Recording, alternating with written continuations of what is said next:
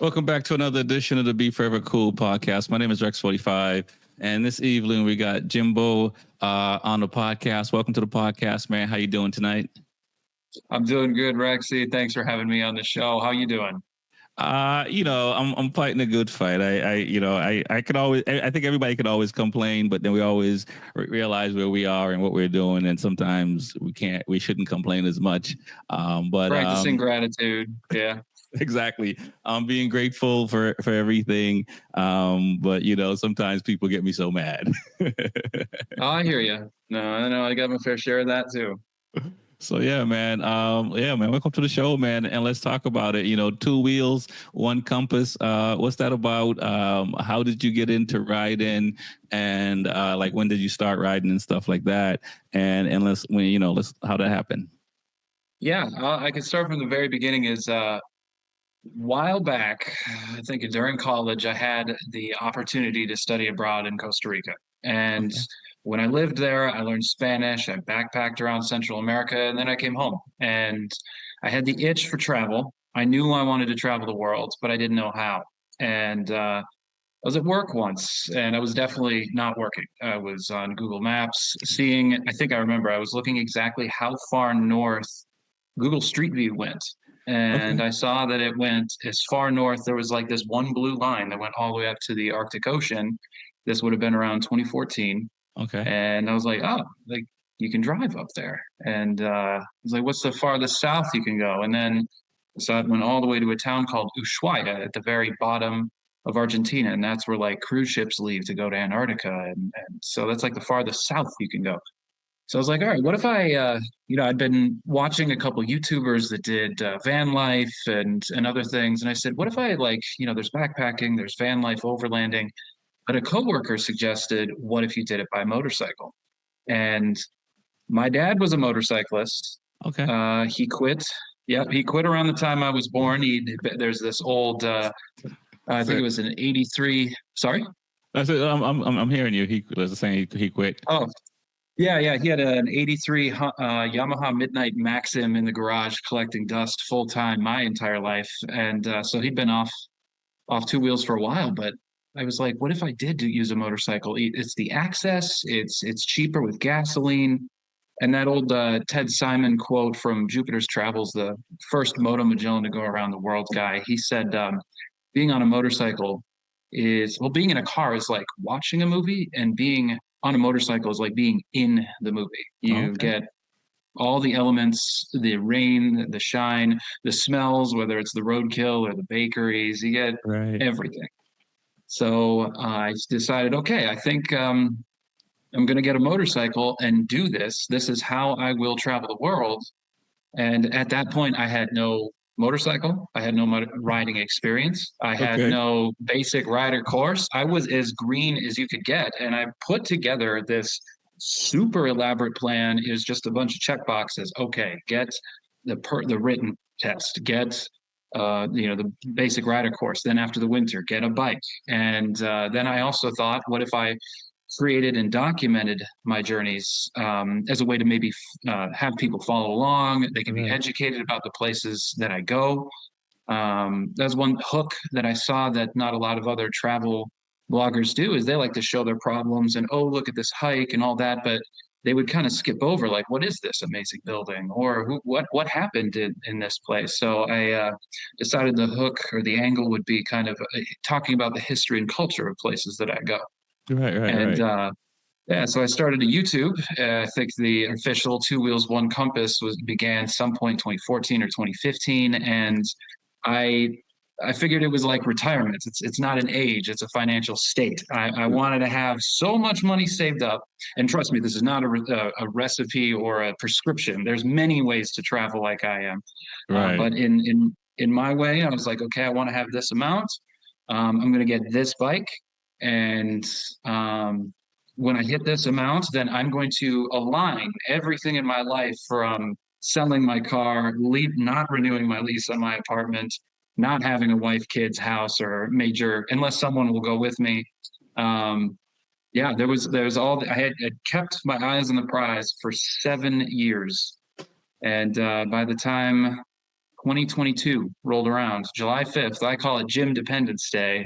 That was the day that I I like left that. home Okay. and I went all the way to the top of Alaska, then all the way to the bottom of South America and Ushuaia. I went to Okay. Antarctica.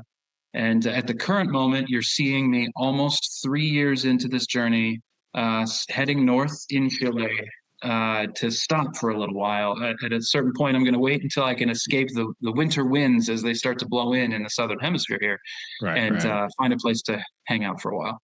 So it took you 7 years to start your journey, but you got this idea in college. Like, was there a moment that you just, I mean, other than looking at, Google Map or Google Earth and just kind of seeing what's Yeah. going on, was there a challenge? Did somebody say something to kind of say, hey, I might want to just kind of just see some continents or one continent?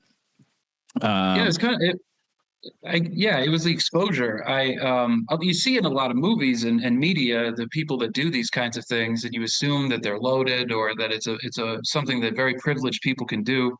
But then I would be, when I was on my Central American backpacking journey, when I lived in Central America, I'd find Bosnians and Mongolians and people from far-flung corners of the earth that were doing a lot more with less. And there was ways that they either made money on the road or they would network to find like odd jobs like painting, painting or building or right, things to right, kind of help get room and board as they went. And when you find and you see the people with your own eyes, and okay, this isn't some pipe dream, this isn't some pie in the sky thing. People really do this. That was a huge motivator for me because a lot of people think of it as, oh, travel the world. Everyone says they want to do that, but I was right. seeing people actually executing that dream. So that was a huge motivator. Okay. And then so then why did it take 7 years to start your journey? And how long were you like backpacking? And you said it was in college, so like how long were you in Costa Rica for, all the countries down in South America? Yeah, I was in Costa Rica for Central America. inconsecutively about 2 years. So I was there for a full year, and then I'd come back for maybe a month visit or a month or two visit here and there. I was teaching English for a little while. I was, doing odd jobs as well because I really liked the Latin American life, Mm-hmm. being outside of the States, the stimulation of speaking another language and being out of your comfort zone was very maturing. It's a challenge, and there's been serious times where I'm like, what am I doing? I don't like this. Like, get me out of here. Like, there was some real culture shock and low Right, right. moments. Okay, It wasn't and all, so yeah. where, which state did you grow up in, and city did you grow up in Oh, before yeah. you? I'm from Minneapolis, Minnesota. Okay, That's where the journey, yeah, that's where the yeah. journey started. I left there on Jim Dependence Day. So that was like where this journey also began. Okay, okay.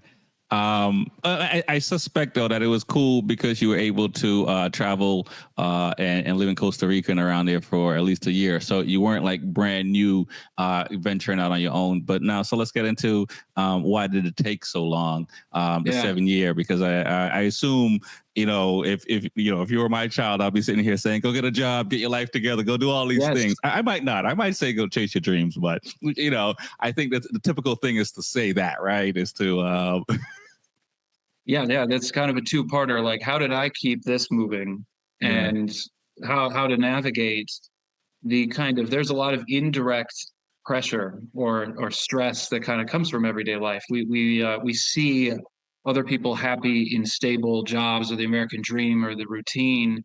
Right. And I'll tell you, even living this life, as tumultuous and wild as it is, I do miss routine. I miss not having to change where I'm living every month or running out time on a clock and a visa. I miss that too.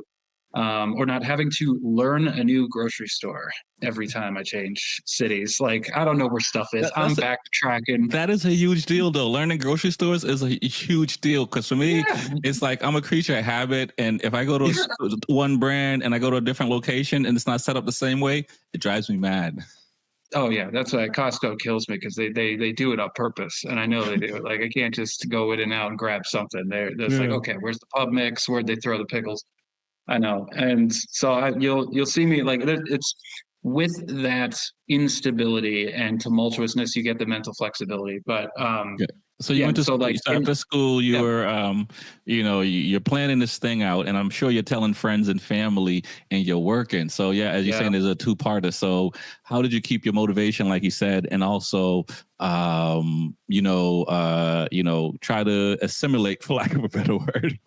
Yeah, yeah. And telling people was a big part of it because I would repeat it and hold myself to it by the social pressure I was indirectly giving myself through others. I'd tell my parents, look, like I'm real serious with you. One day I want to travel the world on a motorcycle. I think I'll go from the top of Alaska to the bottom of Tierra del Fuego. And they're like, at first, it's like, Yeah. all right, well, we'll see what happens. Like that's a it's like saying I'm going to be the governor one day Right. or I'm going to Right. be a Right. CEO. It's like, yes, that's a lofty goal. And there's obviously with many of those long-term strategies, long-term goals, you got to have a lot of little benchmarks in between, which is what I Yeah. would do. I would Yeah. create the YouTube channel.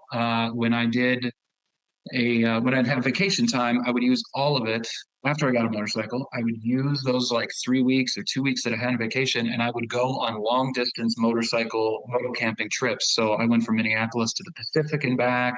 I did another one around the Great Lakes, going over Lake Superior over to Niagara Falls, back through Chicago. I would tinker with the gear, and then the pandemic hit. So I had I could, there was no movement, but I was able to save a lot more, and then I focused more on the channel and growing a following. Created a Patreon, started writing as well because I figured might start a ride report or a blog. Now there's things out there like Substack that I'm thinking of getting into. So there's a lot of options, but yeah, so like those things, those little boxes that I put on my list would be the motivators to kind of keep myself moving forward. In addition to that, there was also the social pressure as well of Right. that like I'm going to drop everything, I'm going to leave everything behind. Any kind of relationships, whether romantic or with friends, Right. even professional, all of those relationships will come to an end personally, and I will leave this job or yeah. So like I tried to put a disclaimer on everything because I was keeping myself to it, and Right. Right. Right. eventually, at a certain point, if you keep doing that enough, if you end up just not going, what was all that for? And Right. so Right. it kept myself in check to keep it going. Right, and even sometimes you because I had it not the same for me, but I was telling people I was relocating forever, and I think after a while you start to wonder, am I a fraud? Am I it's not happening yet? So it's like, am I telling people too much that I'm doing this Yeah, thing and I haven't gotten there yet? So for you, when you got your bike, and I'll be curious what year, because it sounds like you had this idea in 2014 and you got yeah, your bike at some point. Did people start taking you a little bit more serious when you got your bike? yeah, yeah. So I got a 2009 Kawasaki Vulcan, and Mm-hmm. that I got all the gear to load it up and then run and do these moto camping trips in local state parks. And did an off-road course. I did a first aid course. I started doing like courses and trials and gear testing, like stress testing gear. And a lot of this stuff I would do on my own. I don't have motorcyclist friends in this life. In Minnesota.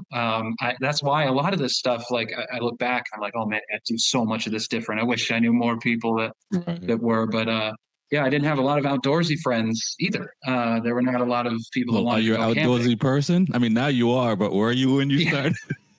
it's a good question. Yeah, I'd like the most that I'd camped was like in my yard as a kid when my parents bought a little Coleman tent. At a Yeah. certain point in university, though, I did get into archaeology. I was an archaeologist doing excavations and digs, and we'd camp. And I was like, I like this. I like waking up with the sun, and I started seeing the benefits, of being outside. I still do. I still love it. The ruggedness of being out there, and that also was a test to see if, like, look, there's a lot of uncomfortable things with being outside. You're in the elements. It was just raining on me like crap for 3 days just a couple days ago. I mean, it's not. Yes, it's as rugged or uncomfy as it Right. sounds sometimes. The sooner you embrace it, the better it is.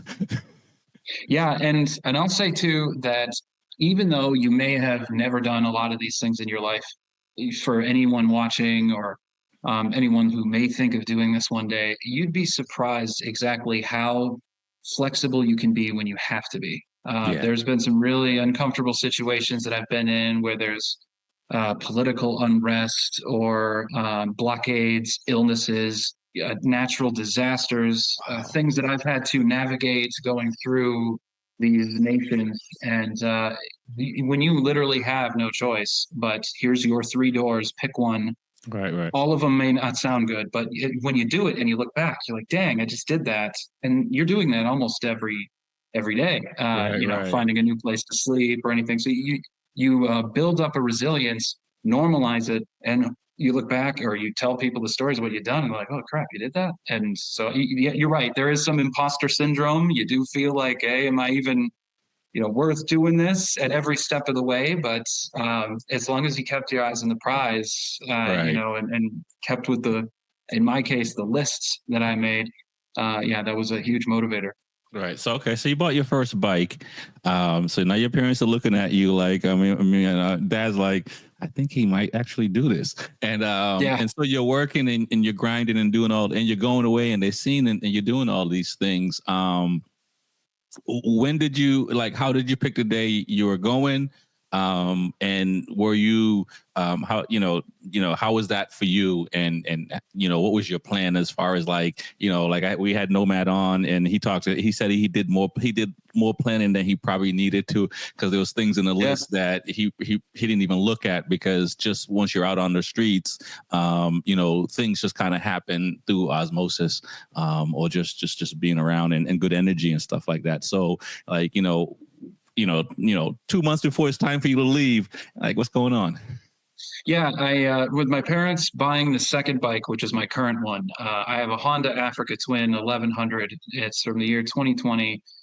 When I bought that, it got really real for everybody because I traded in the Vulcan. I was getting an Yeah. adventure bike, and most of the folks that had been paying attention and following were also from my dad's social circles. Were also adventure rider Oh, types cool. and That's what's up. long distance cruiser guys, and they're like, okay, this They're this like, is yeah. starting. They're telling my dad, they're like, hey man, I think he's gonna do this, and then it was more real for me. And you asked like what day I would leave. I started lining up. Okay, the window to go to the Arctic, June to August, like that's Right. the time. And then so then you got hurricane season down in Mexico. How many months of health insurance can you get in the United States? Because it's a different game in the U.S. than it is everywhere else. Right. And so I'm lining up the logistics of like, okay, here's like the timetable. Here's because you can't just stay in any place indefinitely unless you're going to be there illegally. You Right. can't just or like me, I'm heading north. The snow is going to come in eventually. Like there's visas and seasons are kind of my guardrails, but there's some other elements as well. So when I lined up everything the best I could, it's like, all right, so I got in my last apartment right around 2020, and I was like, okay, I'm gonna be in this apartment for 20 months. And so I asked the woman, it's like, hey, could I do a weird lease amount? And she's like, okay. It's like 20 months. And she's like, not 2 years, you want 20 months? And I was like, yeah, because that's July 2022. And then I'll be, at any point in that Yeah. window, I'll be up in the Arctic. And she goes, okay. And so when I made that lease, it started feeling more real. And then she said, okay, here's the time to renew. And I said, no. No. And it felt a little more real. And then I started loading up the bike. I was looking for buyers of my car. I had bought a little 5x5 storage locker to throw in anything in case, let's say, things go south, my life Right. Right. out there Right. doesn't work out. Right. I have like a starter kit for my life, like silverware plates, like a something. So, I still have and some just personal items, stuff I'd hang on my walls or whatnot are all in the storage locker. So Right. I threw all that. I put out a lease on that and started looking up insurance for travel insurance and health insurance in the States that's temporary and all these other things. So every step of the way, I was like, this is closing up and this is beginning. So that transitional period really, it just started to feel pretty real Yeah. to Yeah. me. Yeah. Yeah. And Yeah. yeah, yeah. And, So and, it and was, so like, what was like, we'll get into like where you've been, but like, I'm just curious. yeah. you're gonna tell your job that you're leaving, and Yeah. mom and dad is now like that. I guess they have a care package for you because they know you're serious, right? So there's something that they're like, okay, so before you get on the road, like what's the last few weeks like for you? Yeah, I put in my notice for 3 weeks. I was real generous. I was like, look, I'm telling you right now, and they honestly asked. So my boss has went, okay, I got to ask, like, where are you headed? Are you going to a competitor or whatever? And I said, I am leaving my life behind, and I'm traveling the world by motorcycle for at least 2 years, is what I was telling people. Yeah, yeah, yeah. And there was a pause on the line for a good 3 seconds, just nothing. And she went, I'm not gonna lie, that's like the best reason anyone's ever quit a job I've ever heard. Of course, And yeah. they were generous enough to give me a little 30-minute spiel on like, hey, this is what Two Wheels One Compass is. This is what I'm planning on doing. I did a little map. I was able to kind of showcase it to my coworkers Oh, before I nice. Yeah, left, yeah, that's which dope. was they did not have to do that. Yeah, And yeah, yeah, so then that was happening, and then July 5th was the day I left. So July 4th would be a great opportunity to see a lot of family because they yeah, all had their July 4th tradition of going to this house for the barbecue and everything. So I went out to that, said my goodbyes. Like, so they'd heard this plan for quite a while, and some of them I have a big family on my mom's side, so some were quite skeptical. Some had like been pretending they are only hearing it for the first time. They're like, "Oh, okay, so yeah, So I just told them the spiel, like, "Look, I'm leaving. I even came here on the bike. You could check it out if you want. This is going to be my house for a yeah, while." yeah. And then they were saying goodbye to friends. I had like a going away party. Again, another opportunity to soapbox and say, follow me on Two Wheels, One Yeah, Compass and all yeah, these things. So it was like kind of a goodbye tour. And then it's when you kind of have this idea what it's going to be like. I had it in my head for years. I just very illogically thought there was going to be streamers and people clapping in a starting line and all this stuff, like this, like, oh, this is the biggest moment of my life. But it was yeah, really like, here are the keys. And the apartment's like, thanks, there's the door. And I closed yeah, it. yeah. And I'm standing there with a bike in front of me and my hands at my hips, like, oh, whoa, that was it. This is real now. So Was yeah, there any second thoughts at that point, or days before, weeks before? no, You knew from 7 years not ago that like I'm gonna do this.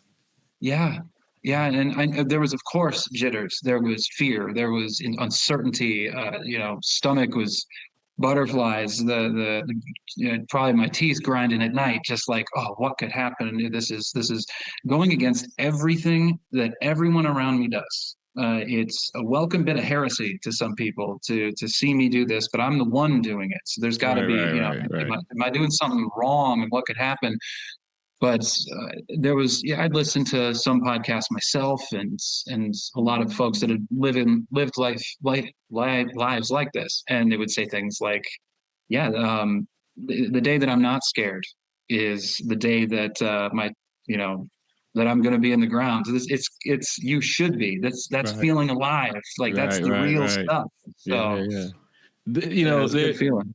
there's something in that, and I can only explain it this way for me, because I race motorcycles, ride as well, but I bought a Multistrada trying to do some touring stuff. I haven't gotten there yet. I got Yeah, big saddlebags though, and apparently I need soft ones, not hard ones, so that's a problem too.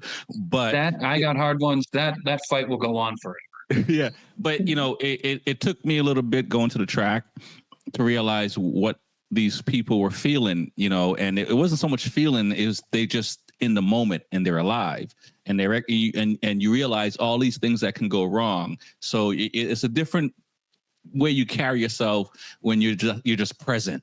You know what I'm saying? Yeah. And it sounds like, for you, that's what it is. It's like you're just present all the time, which doesn't mean you're not scared, doesn't mean you're not aware, doesn't mean you're not worrying or anything. You're just always in the moment. You're not daydreaming about the past or the future. You're just present. Yeah. Yeah. There's a lot of things too that you're not going to be prepared for. I, for example, am not was not a very mechanically inclined person. I looked online and I looked for night classes. I looked for anything, and all I could find were just YouTube videos. So I Yeah. started watching basic how to change a tire things, what kind of tools I would need. I mean, so I figured like a video game, you got all your points of strength or speed or whatever. You also have like mechanical know-how, navigational know-how, grit, Right. just dealing with being uncomfortable. Medic. Luckily, yeah, I got a lot of points in language. Like that's a huge advantage to me compared to Yeah. many others. Yeah. But yeah, there's some things that you will not be completely prepared for everything. Right. Right. Right. Curveballs are going to happen, but when they do, those bad times are really good stories too. So it's Okay. it Yeah. is, you get that feeling of being on a tightrope walk. Like, all right, I'm doing the best I can, but there could be a misstep, or someone's going to toss something at me, and I could fall. And I'm the other end of this tightrope is a city Right. or a dirt road or Right. some Right. other place to rest where you're catching me right now before I go Yeah. on my next tightrope walk. Yeah. So, And yeah. so was this something you thought about before you got on the road, or when you got on the road, these were things that you were finding about? Both. Like I had a lot of speculation that there was going to be, stuff that would happen that would be uncomfortable. And then, and I guess three things. Yeah. And then when I did these stress test trips, I'd go out for those 3 week journeys. Then there would be things that would happen, like a flat, and I was like, I was worried this wasn't going to happen. It's inevitable. You'll eventually get one. But then there's things I did not account for. For example, I'm from a very flat place. There are no mountains, so you can watch your dog run away in Minnesota. And when I'm in Montana, and Yeah. I'm at this ghost town, and I see another ghost town. As a flatlander, I'm looking at the map, seeing me do this huge loop around a mountain chain. And I'm like, that's ridiculous. Why would I do all that? I'll just cut through right there. And it ends up being this Bureau of Land Management land. I'm lost. I don't know where I am. And it's like a survival situation I just put myself into. I made such a huge mistake based off of naivete and Yeah. Yeah. ignorance. I'm Yeah. like, what am I doing? So like there's some things that I guess I am already a risk taker living this life, but curiosity and sometimes just not knowing, you can't buy this kind of battery in this temperature, or you can't, like, there will be things that you could do everything right that you can't know what you don't know. So Right. yeah, those kinds of things will happen too. Gotcha. And so when you left Minnesota, you went north first? Yeah. So I left Minnesota. I went through South Dakota, North Dakota, Montana, crossed into Calgary in Mhm. Canada, or Alberta, went up to Calgary, Edmonton, and then took the Alaska Highway all the way to Whitehorse, went up I think it's the Yukon Highway that goes up to Dawson City, Mhm. and then took the top of the World Highway to Tok, then up to Fairbanks, and then all the way up the Dalton Highway to Dead Horse. And so Wow. that first leg going straight north took about a month, and I was running against time. And side note, I had to fly back to Minneapolis twice for 2 weddings. Oh These wow. guys, my best friends, one of them I was a best man, and the other was a groomsman. So I get up to Edmonton, fly down back, Yeah. go to the Arctic Ocean, come down to Whitehorse, fly down back. And then I was kind of uninhibited and then could continue. So there was a lot of logistics and Yeah. flights and Yeah. things to deal with in that first leg. But yeah, Okay. that was the beginning. Wow.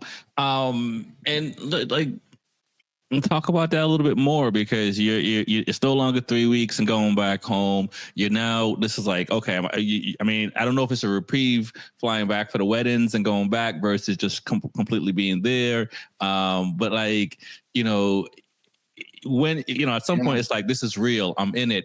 There are things I don't know. Yeah. But you also made it to where you wanted to go.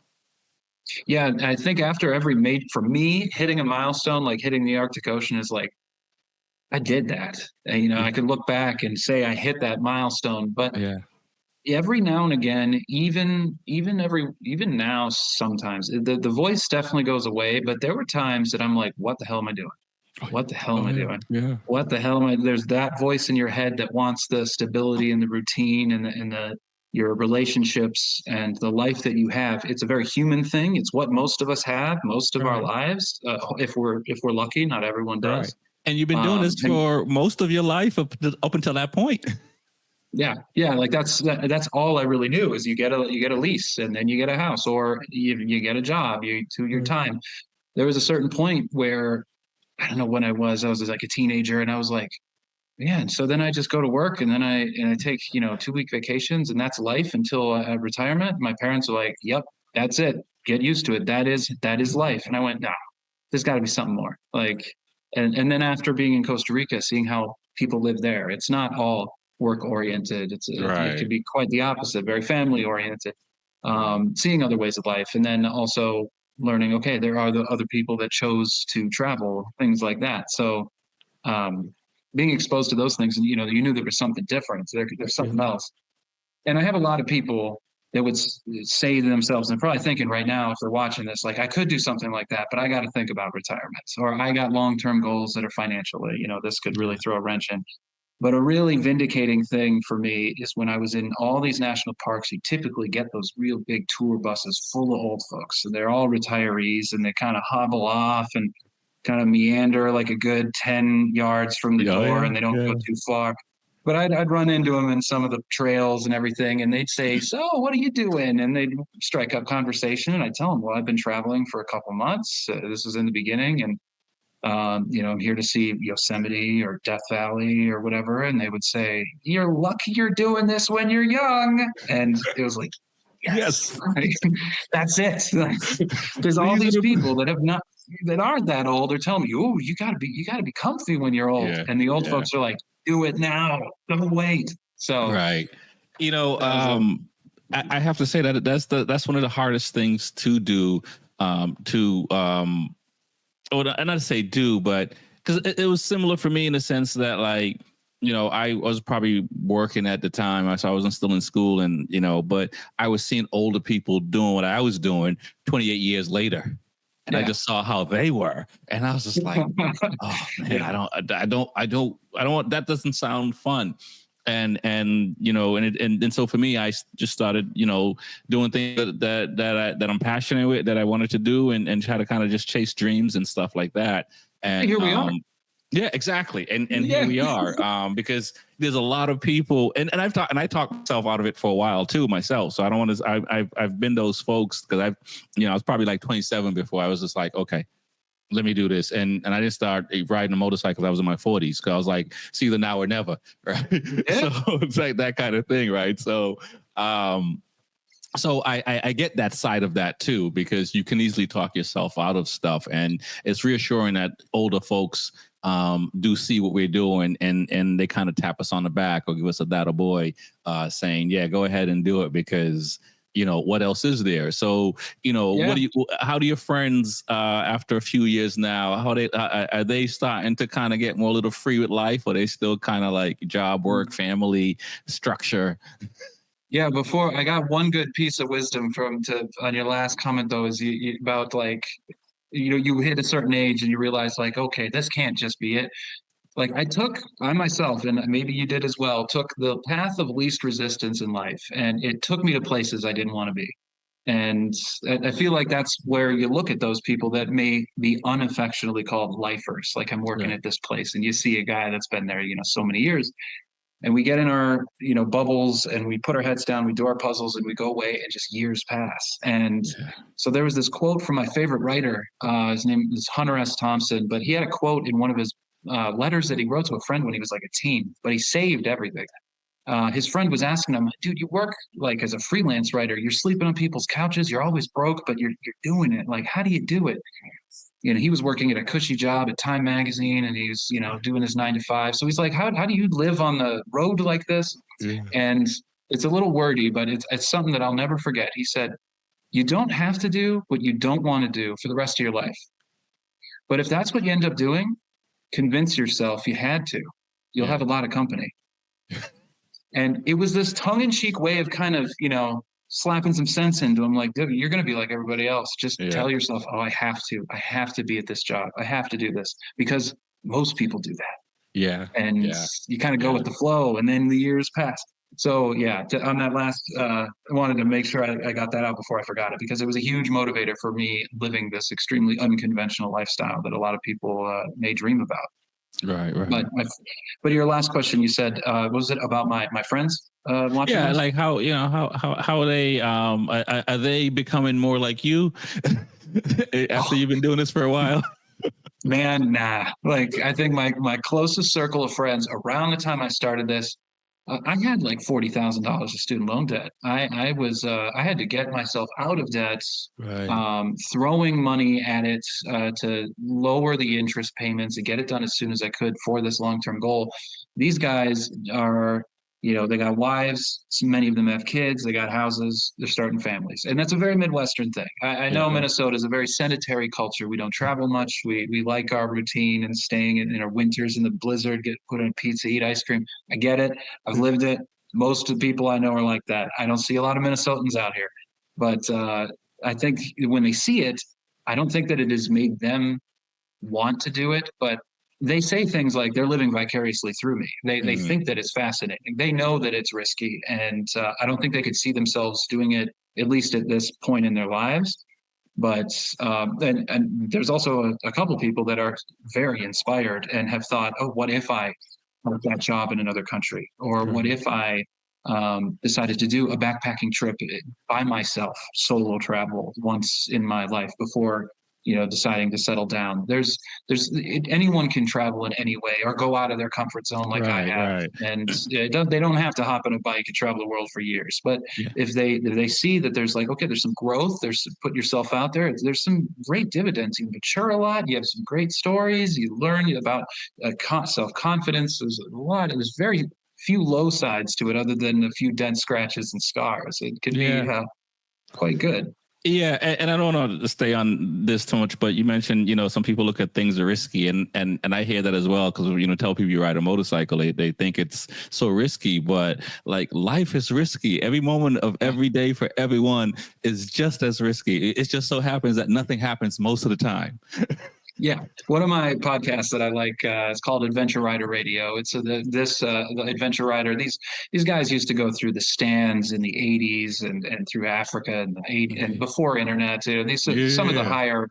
Yeah, and one of these guys said there was a man sleeping in bed in Florida when a sinkhole opened up under his house. Like you could die in your bed tonight, and Yeah. you did everything right. Yeah. So Exactly. yeah, the risk is and another really big thing about this too is that I've learned as a hallmark of this is we overestimate unknown risks and we underestimate known ones. We could Yeah. be terrified of I don't know what, maybe a hurricane hitting us that if we've never experienced one before. But some people are like, nah, I've Yeah. had one before. I just Yeah. board up the windows and throw on some, get some candles.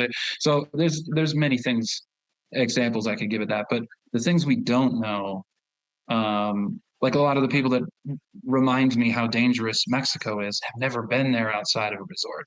Right. Right. Um, where I'll be in just throwing a random country example, I'll be in El Salvador and they'll say, "Oh, you came from Guatemala? Oh man, it's really scary there." And I'm in Guatemala saying I'm going to El Salvador. Like, "You're going to El Salvador? Oh man, I would go Right. there. It's really scary there." Yeah. Everyone's got it's the unknown, I feel like, and it's Yeah. hard to gauge.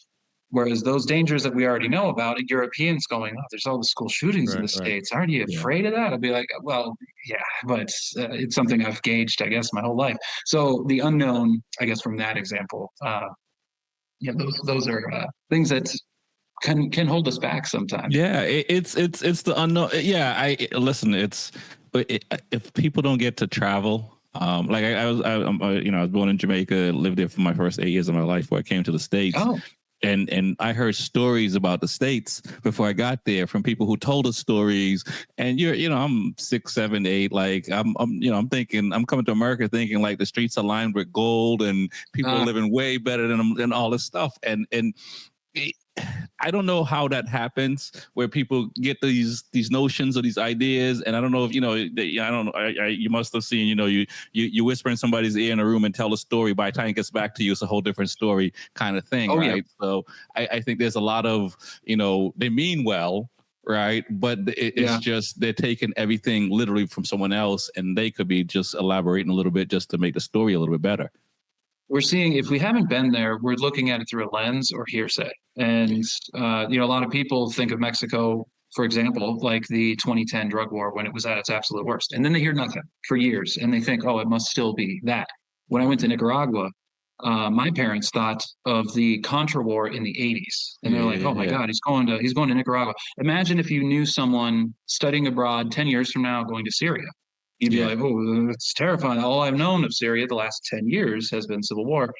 But on the flip side, like you thinking the states are lined with gold, there's an actual syndrome. There's a page for this on Wikipedia called Paris syndrome. It's Japanese people going to Paris, France, and realizing it's not the romanticized view that they see in movies and literature. Oh, They see yeah. garbage on the streets, they see graffiti, and they break down. They like start crying. They can't Yeah, deal with yeah, it. yeah. They hit this emotional slump. They go home Wow. early. Yeah. It's like a real thing, and it can go in both ways because we're seeing a lot of the world through a lens. A driver of what I wanted to do with Two Wheels One Compass is to show that the people that I meet and that I've been rubbing shoulders with, sharing drinks with, going out to eat, that have invited me into their homes, everyone on this earth are all humans. Right. We wake up in the morning, we brush our teeth, we have jobs, dreams, families, mother-in-law jokes. We all have, like, we're a lot more alike than we are different. And like Mexico or Ecuador or someplace that you may have heard bad news from isn't like some hornet's nest waiting for a Or traveler to come in and get them. right. It's but if that's all you hear, you're going to get this. You're going to paint a picture, and Okay. it may be very different from the reality. And so Right, right, uh, right. Okay. that can drive a lot of that unknown fear. Yeah. I completely agree. So you're all the way north. You got there in time. Sounds like you can leave before the snow comes in and stuff like that. Now, where's Yeah. your next travel? Is it just down the coast to Mexico at this point, or what's the plan after that? And it sounds like you've been on the road now for at least 3+ years. So you Yeah. know, Yeah. Yeah. Eventually, like I tried to stay ahead of the change in seasons. I got to the States as like right following where the leaves are starting to change color. So I hmm got farther and farther south to about LA around Halloween. So I've been okay, on the yeah, road from early July to November. But my biggest driver was a temporary health insurance. I can't just see all the states I want. I got to move into Mexico so I can get on traveler's insurance, which is much better and cheaper to have. okay, So that was that driver. So I went into Mexico and then I'm on a whole new timeline. I got 6 months. The seasons that I got to worry about, there's no snow. But if I want to see the Maya world, if I want to go to the Yucatan and see all the Maya ruins, I got to do it outside of hurricane season. So gotcha. Yeah. I'm thinking of that. And so hurricane season isn't until, let's say, late in the year. So from about November when I entered Mexico to, I think it was about April, I was there 6 months. I got to see as much as I could and then moved into Central America. And then every one of those countries, they're very small, but they can be very different, different accents, food, ways of life. So I try to give many of them a fair shake. Like I spent I think like about almost a month in Belize, a couple weeks in Guatemala. I was in El Salvador for a full month, Nicaragua for a full month, and then Costa Rica was where I used to live when I was doing the study abroad. So there, I kind of chilled for a while. Okay. There's this, And there's this, yeah. no, I was gonna say, hey, you saying chill and these things. My chilling is staying in a hotel, getting a little pampered lifestyle. So when you say you're chilling, are you camping out, or you kind of looking for the best rate for a buck kind of thing at Oh these yeah. places? What's the living situations like once you figure out, hey, this is the town I want to be in? Yeah, it's a good question. I didn't go into too much detail of like my time in Costa Rica, but I lived with the host family. And so I reached out, I kept in touch with the host family and we're very close. And one of the sisters of the family actually lives a couple 100 kilometers north of here, and I'll go stay with her. So like we've been very close. And so I stayed with my host family for almost the full 3 months. Wow. So Okay. I would help cook. I would also the motorcycle. I'd bring my host mom on the motorcycle to the Nice. market, and Yeah. yeah, it was really cool. I was like, oh, the gringo's in town, and so like, and I'm getting my Spanish back. Yeah, yeah. I'm kind of reliving and looking at all the places that I used to be to, seeing old friends. So by chill, I guess a good way to describe it is I'm not planning anything, I'm not experiencing anything, and I'm not fixing anything. There's no Gotcha. admin work. I am Yeah. watching Netflix.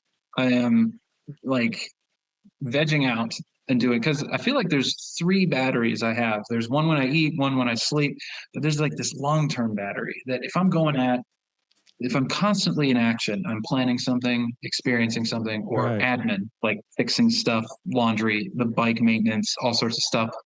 That all it, on a long enough timeline, you're like, I just want to stop.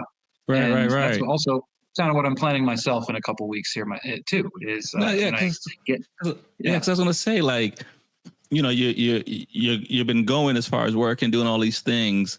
Now, one, yeah, you move on your own compass, you move on your own time, so therefore you don't have to answer to anyone but yourself.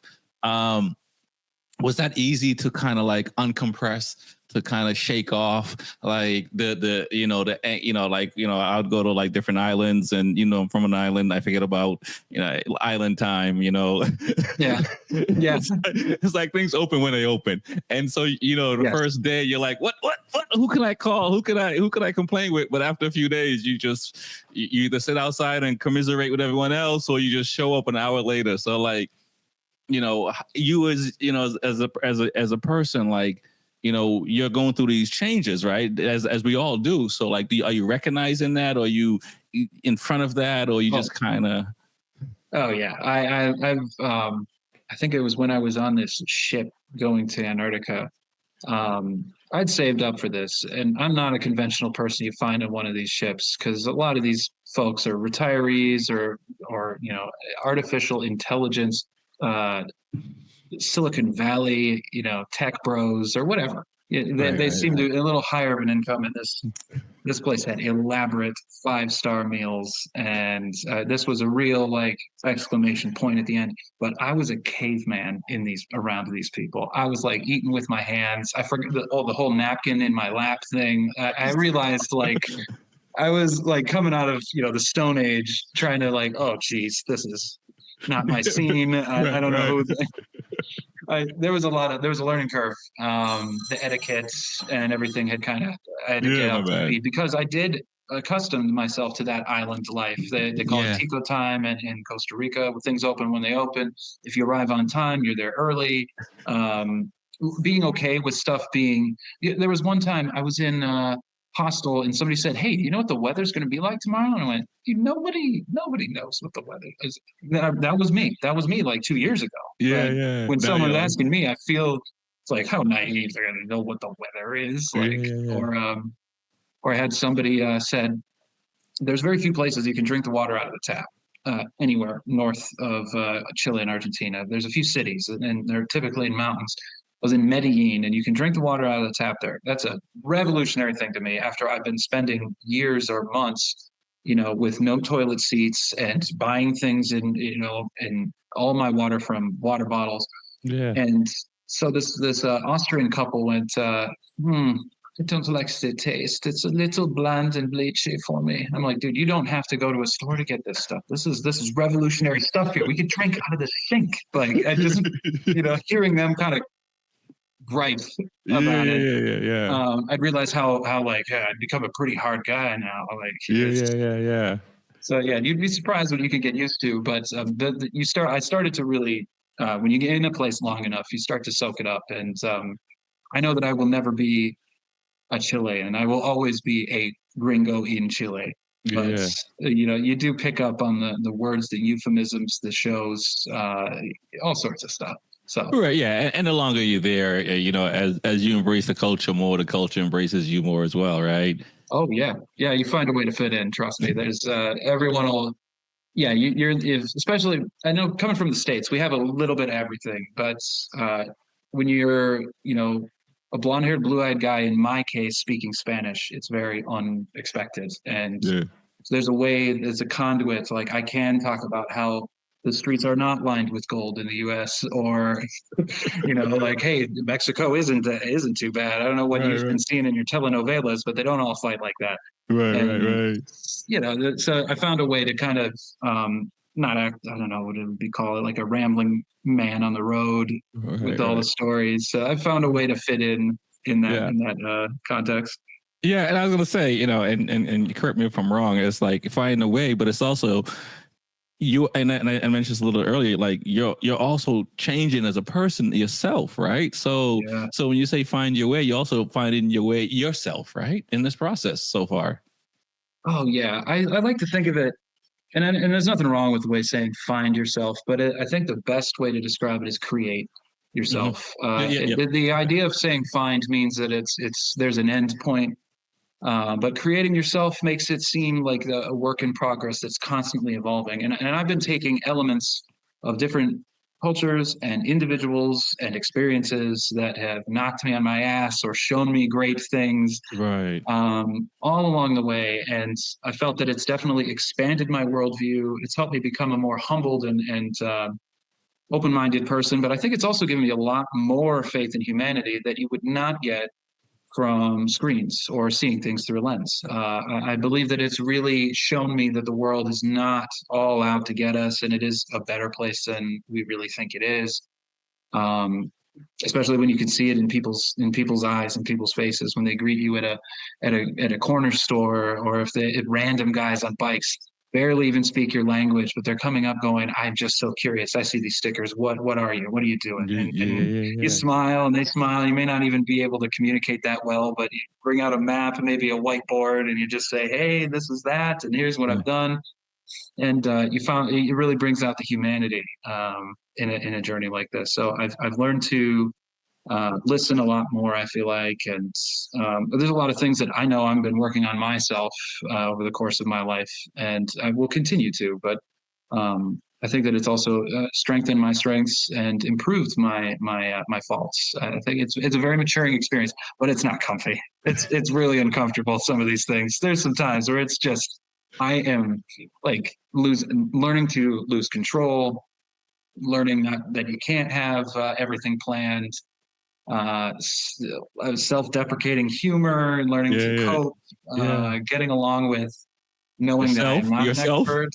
Yeah, oh yeah. Like there's been time like there were times where I would forget something and like I'd leave something behind somewhere or something would break and I'd go, man, an experienced travel would never do this, and I would completely knock myself down. But it's like, well, then how do you think you become one? Yeah, yeah, yeah. I just want to shake my past self by the shoulders and just go like, this is good. But Yeah, it's yeah. in the moment, man, it is so frustrating when things break or when I make mistakes. I've been Yeah. one of those people where someone else makes one, I'm like, oh no, that's fine. But when I do, it's, Yeah, yeah, no, it's very interesting.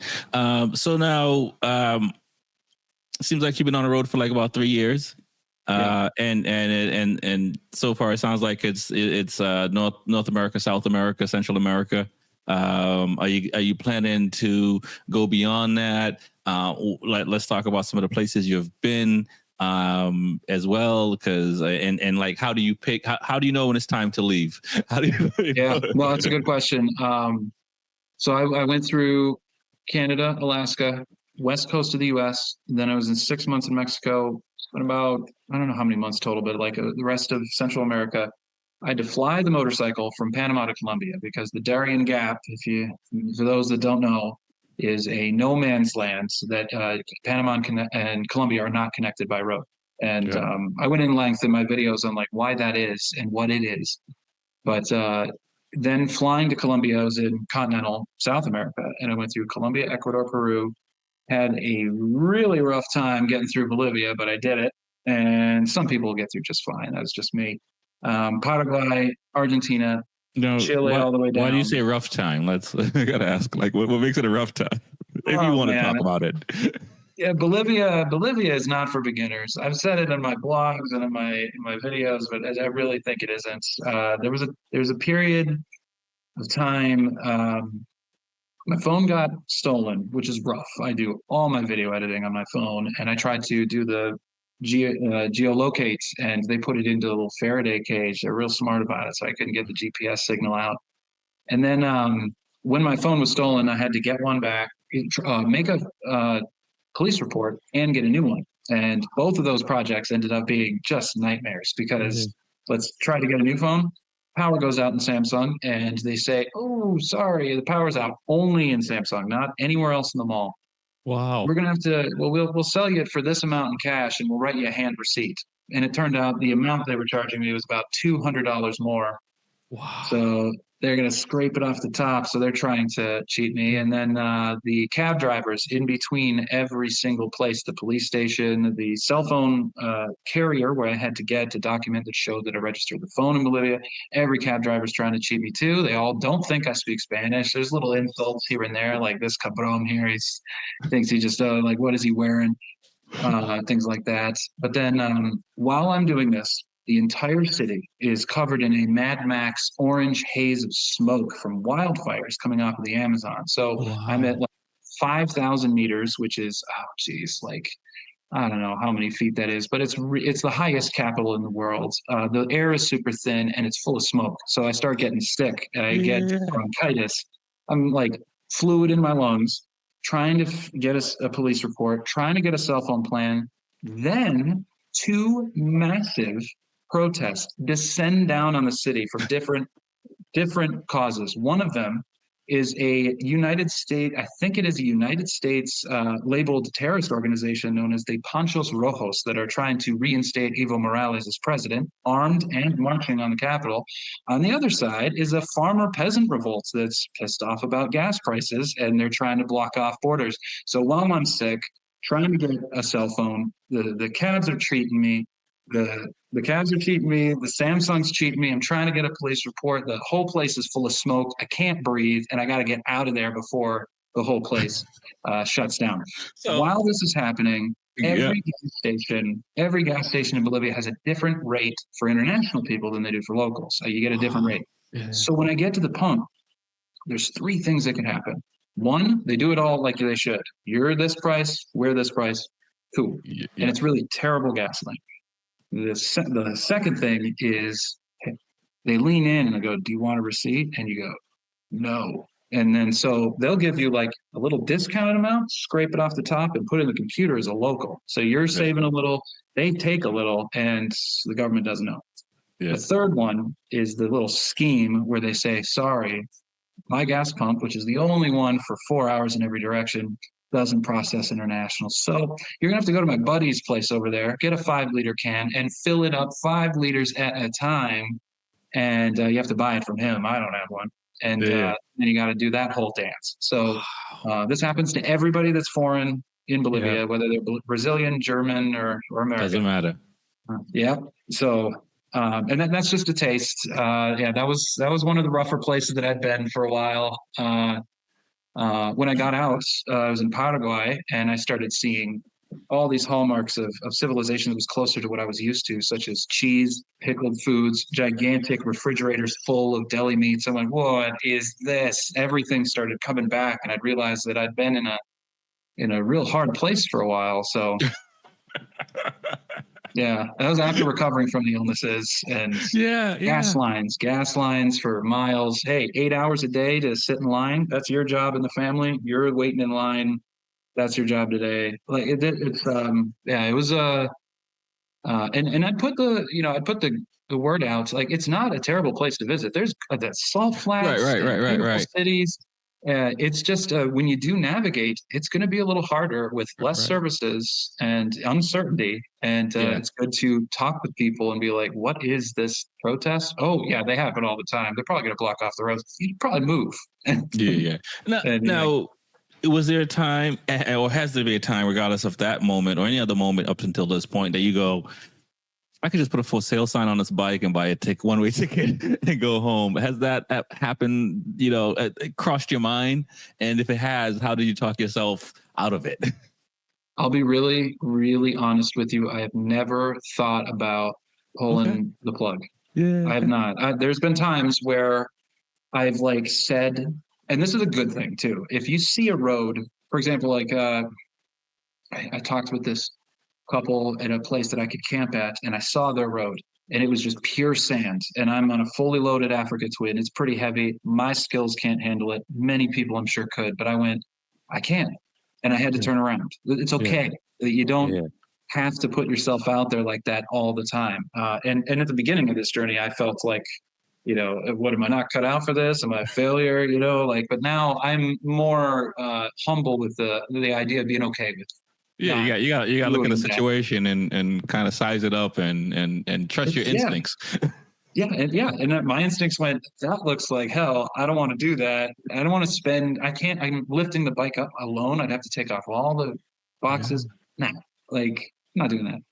But I don't think there's been ever a time where I said I wanted to sell the bike.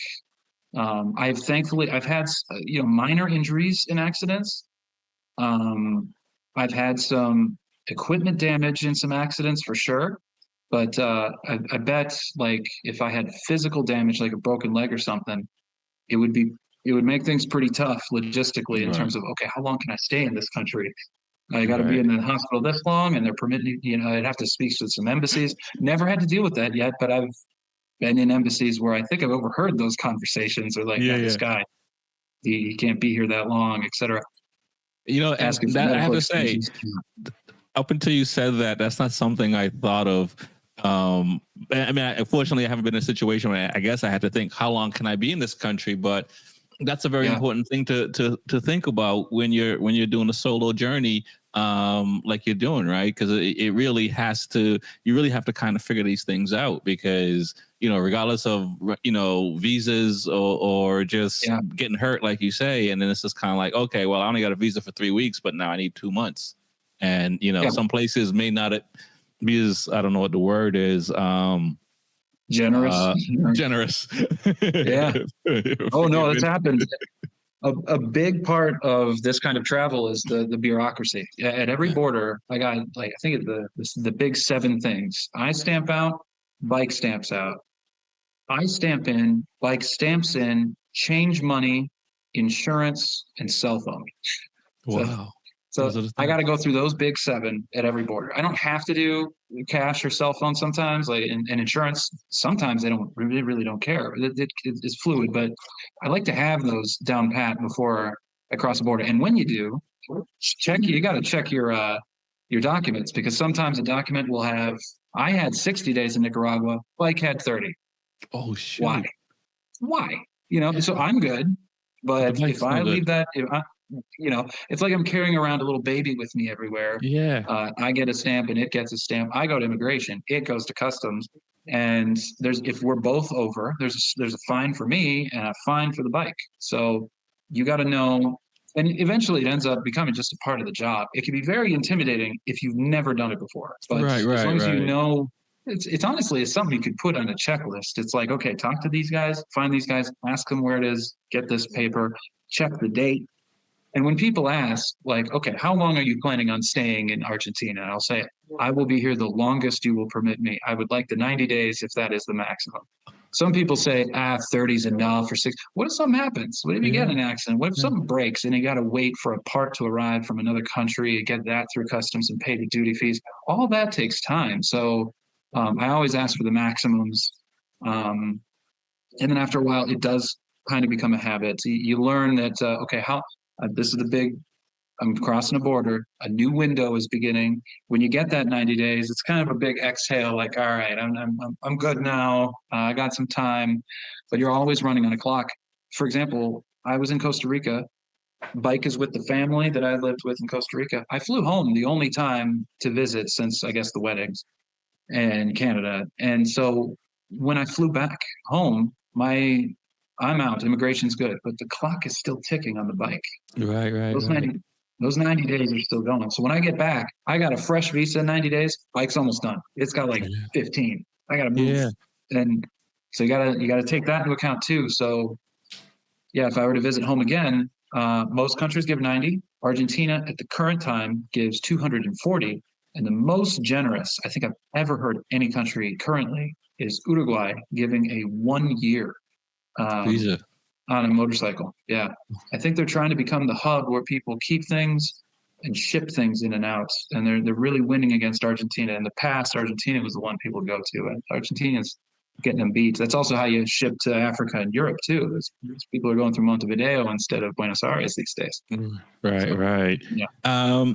So what is the plan next? Are you going to go to Europe, or are you just kind of going just staying in South America, Central and North, or what's the plan?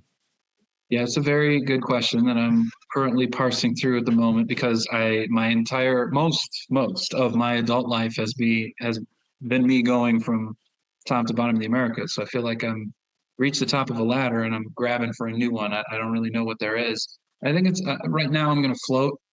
I have a lot of ideas, no plans. I'd like to write a book. I'd also like to stop for a little while. So I've been batting around the idea of actually being published and writing a book on maybe a how-to or a mixture of how-to and my experiences. If I did leave South America, I've really given a lot of thought to Africa. I feel like that if I went from like South America to Europe and then Africa, I'd get really soft in Europe. Right, Like right, they got right. all the services, infrastructure, drinking water everywhere. Yeah. But if I Yeah. go for a pivot, if I pivot and move a little laterally, I could still be in a good, flexible mental headspace to kind of tackle Africa. I'm not 100% on any of it. Right now, I'm okay with floating a little bit. Honestly, I really like Chile. Out of all the places and all the countries I've been in, there's been a lot of great places to visit, but Chile so far has been the one that I could actually consider myself living in, other than maybe Canada. Ecuador was also up there as well. Chile seems to be the best for what I'm thinking now, but it could change. I could find another place. So yeah, I said to myself before I got to the bottom, I'd say, hey, am I going to be ready to be done? And I'll wait until I get there to ask myself. And at the current moment, I am not ready to be done. I am not Nice, thinking about nice, nice. going to the States, maybe to visit, but not pull the plug. I'm still thinking, what if? Because kind of like a rolling stone, or Newton's law of an object Yeah. in motion stays in motion. When you stop, it's kind of hard to start. Right, And right, right, right. yeah, but So when you're that going, it's also hard to stop. right, So right. So what are your parents thinking? What are your dad's friends thinking? Since yeah, you're a few years in now, what are the conversations like? my folks are okay with me doing a big float. I've been as honest with them as I can be with them. We do like a good 2 week cadence check-in. It's always really nice to talk with them. Yeah. Yeah, they know that I'm not planning on coming back to the States. If I would, it would be for a visit. Um, I know that it took a while for my mom to kind of accept everything that I'm doing. She would be like, look, this is nerve-wracking. It's killing me. I'm like pulling my hair out here. Oh, My dad, though, I mean, he has a tracker on his yeah. phone of where I'm at. He knows where Oh, I'm at, so he'll be at work and be like, "Hey, check where Jimbo is now." He's like, "Oh, looks like nice, he just nice. crossed into Ecuador. Interesting." Yeah, yeah. So You ever it thought is about kind of cool inviting that them? Oh, I've invited them, but they're so sedentary creatures. I think the farthest they got out of their comfort zone geographically was Barbados for a honeymoon. Okay, And there you go. my dad goes fishing in Canada. That's the most ambitious that they've been, but they're always welcome to. And my Yeah, dad's not a big plane flying kind of guy, so we drove to yeah, Texas when I was a kid. yeah, That yeah, was yeah. something. Okay, that's So, what's up. but yeah, I know that it's been a long time, so I know that they're much more confident in my abilities now. Yeah, yeah. Um, but yeah, they also, when they hear the stories, they're happy to hear them long after they're done, rather than like, I In the need help now. moment, right, right, right, right. Haven't got one of those yet. So Nice, nice, and hopefully they won't, because it's yeah. I haven't I get on a plane, I got to rent a car. That's my story, and I'm at hotels. So I mean, my struggles is I'm yeah I'm more American these days than Jamaican, as far as my travel, but like you're a different person now, right? And like, as you're saying, you want to write about your experience and all these things, but I would. It's easy to say, what would you tell yourself, when you first started, but kind of like, when you look at yourself in the mirror, like, because sometimes I look in the mirror, I'm like, all the things I've done out, like I'm a kid from country and when I say country in Jamaica, like, not city, not town. I'm out there in the sticks. Like, I would have never thought I would have done the thing, even growing up in Boston and, as a teenager and stuff like that, I would have, I thought I literally just get a job and work. Right. And that's that. I would, I wouldn't, the stuff I'm doing now and been doing for the last 20 plus years. I would have never thought. So, how do you look at yourself when you look in the mirror these days? You're like, yo, is this crazy or what? Yeah, that's a huge. I think Rexy, that's what we're talking. The very beginning of this call is practicing gratitude, because I look at some of my accomplishments and things that I've done, and it's good to go back and go, okay, look, there's been some worse times and I've gotten through it. Holy crap, I just did all this. I lost weight, all sorts of things. Like, I look different, I talk different, my Spanish has improved. It's just been such a maturing experience, but you do normalize it. You do go like, oh yeah, it's always been this way. It hasn't. You didn't have that mic or all that great, cam equipment there. That came from an idea. That came from a time where you're like, all right, if I'm going to do this, how am I going to do it? And I guess some of the gratitude and validation comes from other travelers that look at the bike and go, look at those stickers. What are these scars? What is all this? And I'll go, oh, yeah, that's right. I did do that. So I mean, sometimes it's external, but you got to keep it with yourself too. I think that's a very big part of knowing that like the self-gratitude and okay, I did all this stuff. I could probably do something else. I do think I could do Africa, as much as it could be, a real grind and or challenge compared to, I'm not with many of the languages in many of these countries. The services are even fewer in many of these places, less politically stable. What if I did do it? But I think I would mature and grow even more, or have some really good stories about how I didn't make it. So yeah. Nice, man. I could keep going. I mean, I guess I should. Like, I mean, so your riding skills. Let's talk about that. I mean, you've had a few years now of pretty much making your own path. How do you feel? And it's a big bike. The African Twin is definitely a big bike. To move around. Yeah, a couple different points. One is because it's a casualty of me not knowing too many motorcycle people. When I got a bigger bike, this 1100, most people in my social circles, like my dad, would go, okay, you got the right bike. And when you're going across the vast expanses of the Arctic, makes sense. It's 1100. You have a lot big, long highways. It's, long distances. You take something like this through the teeny and antique, streets of Ecuador that are like this, built before the car. It's a nightmare. It is so hard to maneuver this massive bike in a place like that. So, like, if I could I'm locked into the setup. If I could do another one, I would have maybe done a Honda Tenere 700. But I talked with Quentin, our mutual acquaintance, and Quentin, he'd said like 700. Nah, I'd go even smaller. So I mean, you don't quite me for a trip like this. He's like, yeah, I'm picking it up, and I think that sucks. And I'm like, yeah, I'm picking this up, and it sucks. So I'm locked into this current setup, and I wouldn't do it the way that it is. But I feel like a lot of people say that. You sometimes see, for example, you see somebody with a big tire on the side of the bike, like an extra tire. Yeah. And to the untrained eye, that looks like someone very prepared. They're like, yeah, that guy's got an extra tire. All I'm thinking about is, how does he lock it on there? How does he balance it? He has to carry it upstairs into the place every time he stops somewhere. So when you're in the business, you start to realize you don't need as much, and it's really you don't need as much as you think you do when you first start out, and it's interesting because there's no way to. For you guys, Quentin and yourself and the few before you guys, I say few, I'm pretty sure there's a few 100,000 or maybe even 10,000 people have done it, but it's still few compared to how many people are in the world. You don't, is there's not a one-stop place that you can go and say, hey, these are all the things I need to travel around the world so you can plan. Yeah. So it's kind of like you're kind of in it And then, like Quentin had mentioned, he's like, I'm bringing stuff back home that I don't need because I don't need these things, and I thought I needed these things. And so, it's really hard to prepare, but as I assume once you're in it, you just kind of have to just adjust on the fly. You do, and there is no prescription. There is no recipe. This is the best stuff.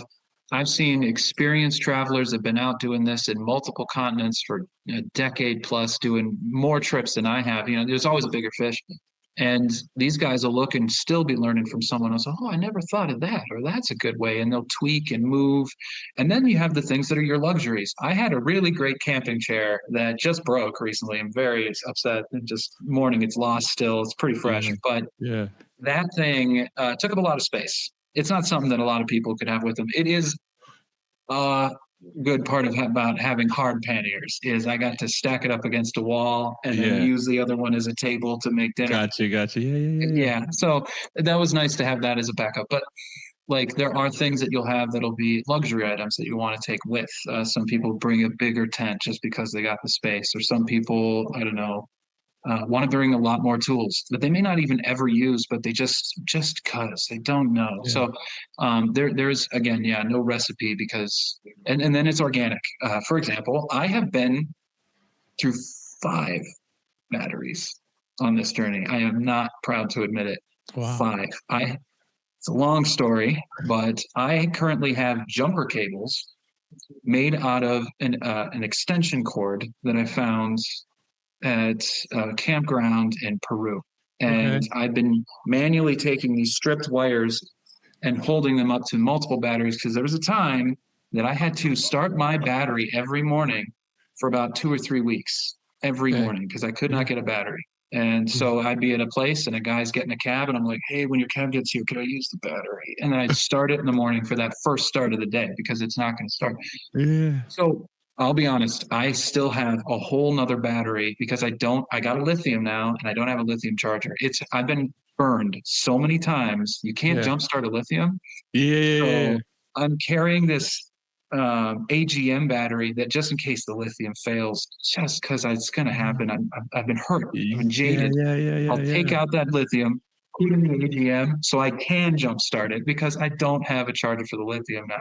I will, and then I'll finally toss it out.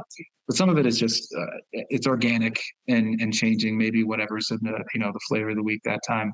But like Quentin and myself as well, I did do it every once in a while. It's good to go through everything and go, look, I've never used this thing. I'm never going to use it. And sometimes they make good gifts or parting gifts. Stuff that's just taking up space. And the best part is after I dump something that I don't use, I don't think of it again. And that's when you know. That's when you know, like, okay, like I didn't make a mistake there. Like I haven't thought, oh man, if only I had, like, you'll find it from someone else. You'll adapt. There's just you can't bring it all. The space is really the biggest, one of the biggest resources on a journey like this. And so I know I pack more than most people do. I feel like. Right. So before we wrap up. Same thing I asked Quentin. And for him, and I know neither one of you guys finances, but he had mentioned he was saving for 2 years. So you had 7 years, but you also had a college debt. So like, how's it been financing yourself? And you'd mentioned, you do odd jobs and you help people out when people help you out as much as possible. So, besides, bike and health and all that, money, how has that been for you? Did you have to stay in a place longer because you just needed to make money, or you just really good, you've been pretty good at managing and so, you're still okay? Yeah, I think the running dogma is it's not how you save, it's how you spend. But that's not everything. Like I've spent a lot of money on parts, and then there's also the shipping between continents. I did save for 7 years. That gives me more flexibility and more time. I'm not as restricted, and that came at a cost. I was miserable in these jobs for 7 years. Those 7 years. Yeah, I saw this on the horizon. I went, just keep going. So there was a lot of. You're thanking the younger you. Yeah, I really am because yeah, I did what I didn't want to do so that I could do what I wanted to do, Right. and I just kept it going. Nice. So yeah, there is an advantage there. I'd say that, and there's also right now I am making side funds on Two Wheels One Compass on Instagram, Facebook, and YouTube. I mostly keep it Instagram and Facebook. They're little 90-second reels that people can, they keep it short. They stick to an educational topic. Oh, this type of food, this battle, this war, this Yeah. waterfall. Yeah. Um, but there's a Patreon where people are donating any amount they want, and Yeah. that has been helpful in slowing the savings going Right. down. I Right. would Yeah. say. Yeah. I'd say I'd say on the whole, everything that I've done, we're talking all flights, all shipping, illnesses, accidents, routine maintenance, and then food, lodging, and fun. And I don't drink very often, and I don't party that often because it is a very unnecessary expense that can get away from you if you're not careful. I really keep it to certain days. I think in all, I'm spending somewhere around $40 to $45 a day, Okay. Okay. and I've had people say more and less. It seems to be kind of a sweet spot from what I've heard. But I think that because of the saving nest egg that I have, uh, it's also kept the speed in which I go down. So then I can Right. afford to be in a place for a little while, and I have a budget. Okay, if I keep it under $25 a day, Right. this is a Right. Right. good day. Yeah. And Yeah. Yeah. Yeah. so yeah, then you don't go out for a coffee, make the coffee. Don't go out to eat, make the food.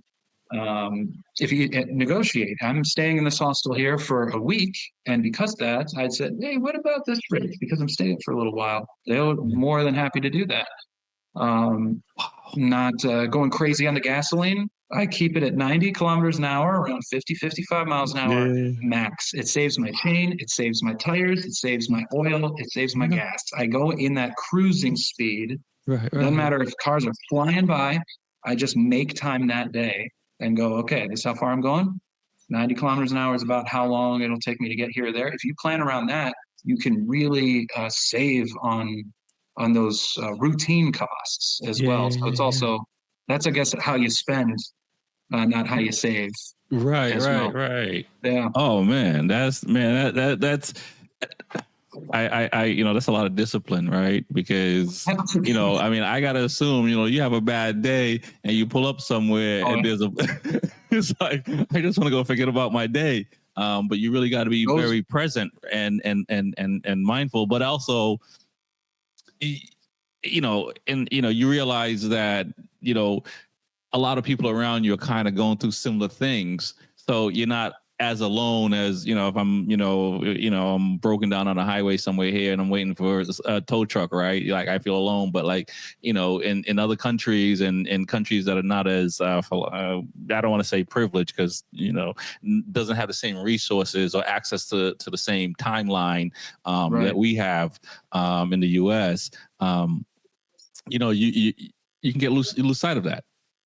You do, yeah. It's there's some pressure too. Like you want to go out with the guys that are all see for you. I've been invited into these rallies and met biker clubs that want to take me out to this place or that. So there's definitely the discipline sometimes really does go out the window. I remember when I went to Mexico, I said I'm not going to ride at night. I'm not going to go into strangers' homes, and I'm not going. I broke all those rules like the first week, and I was on the news. They like put me on local news channels because I'm the only Spanish speaking white guy in Sinaloa at this motorcycle rally. All sorts of stuff like just because you Yeah. kind of you break the rules sometimes, and there could be some real dividends. Also, there's Oh times yeah. that you're not going to be disciplined. I do if I'm having a really crappy day. If something is, I will buy that big tub of ice cream, or I will go ride that bike an extra a little faster. It's fine. It's a part of life. You can't keep the discipline all the time, but as long as I'm keeping it here, that okay, this is Right, a right. cheat day or something, then that's cool. Like as long as I know what it is, because yeah, the discipline is it's got to be there too. Because I don't think I would have made it this far, this Right. long, if I partied more or didn't stick to a lot of those rules. That I made for myself because I think that this is worth it. Being out here and keeping it going is better. than going back, empty-handed. So I could get more out of this. I Right. could squeeze a little more if I Yeah, if yeah, I yeah. keep stick to it. Yeah, it's pretty cool. It's pretty cool what you're doing, and like I said, for me, I remember being 27 and realizing like, it's either now or never to chase whatever dreams I had. And and I did that, and I started a band late in life and recorded an album, recorded an EP, tour, Yeah, did over 155 dates and stuff like that. And that was the thing that just made me realize I can do anything in life, because you only need to just get over that hump once, and you can apply it to anything, right? yeah, And so, it took you 7 years, and for some people, that's a long time. For some people, like they think it's a long time, because it really isn't. But they think it is, and it's easy to get deterred and stuff like that. But now, you must feel like I can do anything I want.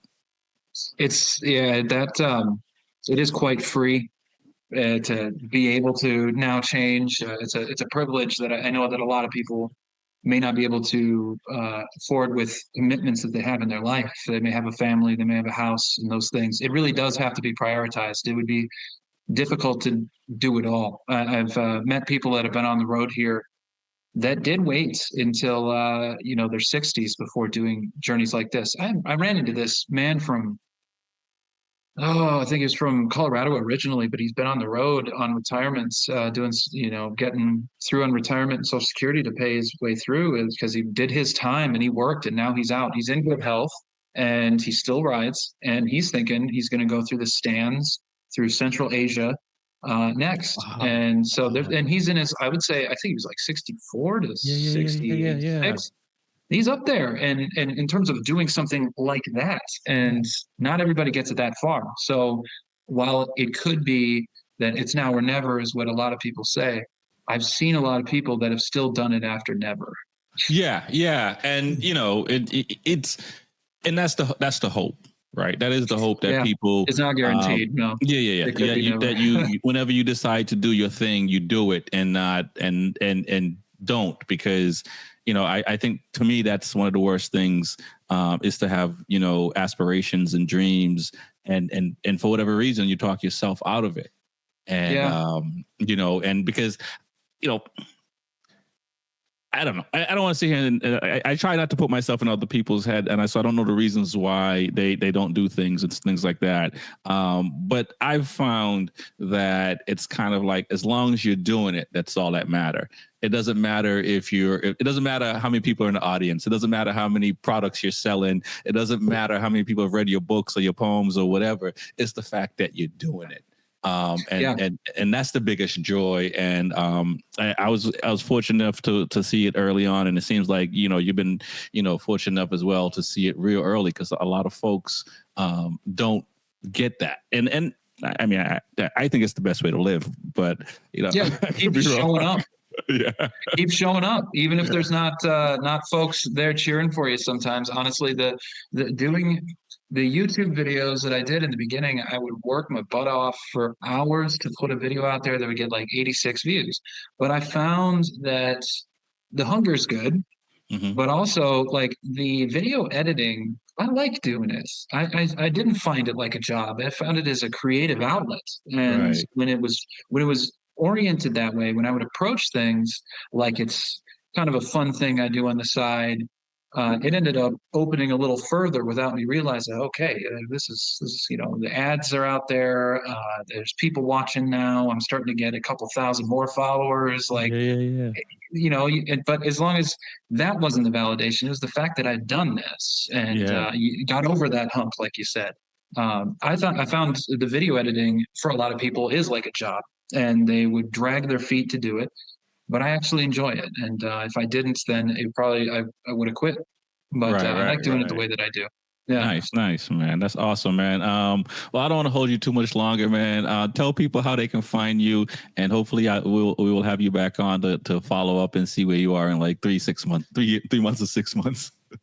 Yeah, we'll see. I'll definitely be hanging out for a while.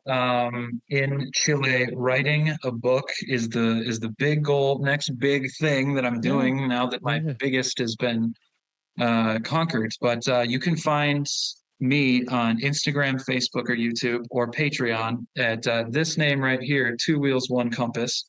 I can also give there's a link tree if you do show notes that I could put into the chat. Yeah, definitely send me a link. We'll definitely get all that in. Yeah, it'll have all those Yep. that you can find on there. I'm much more active on Facebook and Instagram Reels. The YouTube, I still put out every once in a while, and I still have a ton in a bank somewhere that will be released slowly to stretch out the content that I have, because there are low points where things aren't happening all the time, but Right. I'd like to Yep. keep people with updated things. So, but yeah, and you can find it. And yeah, it's travel, armchair travel infotainment, I call it. There's folks that want to see the world and maybe not get out into it. And there's a lot of history in there that can talk about the identity of the places, of the people and places that I visit. People find it pretty interesting. And very soon, Antarctica is going to be on there. And there's a lot of wild things about Antarctica, whether it's how it was found, random volcanic explosion and people saved from an island that was going down, the hole in the ozone layer. What's that about? Like all sorts of stuff that I want to learn and teach about with my travels there. Will be coming out as well too. So and it's a place that very few people get to go. Yes. Awesome, man. Well, I want to thank you coming on, Jimbo Tarpey, Two Wheels, One Compass. Thank you, man. Yeah. Thanks a lot, Rexy. I really appreciate it. Thanks for having me on.